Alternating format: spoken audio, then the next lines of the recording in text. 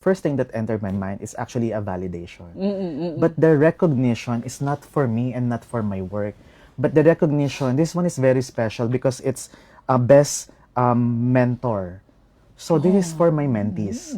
So this for the should I say spectacular and triple star research work as well. Because without them, I will not be recognized. So going back to my idea before that if I can actually teach thousands of students or hundreds of students, then I can later on, the rifle effect, I can later on cascade that knowledge and be effective also to the patients.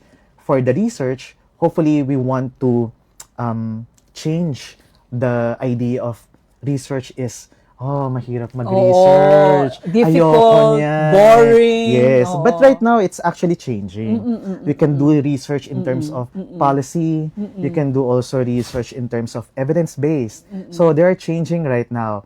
And what I like about mentoring those aspiring researchers, to look for something that will have an impact. Not just because I want to be a researcher. Yes, Recognized exactly. and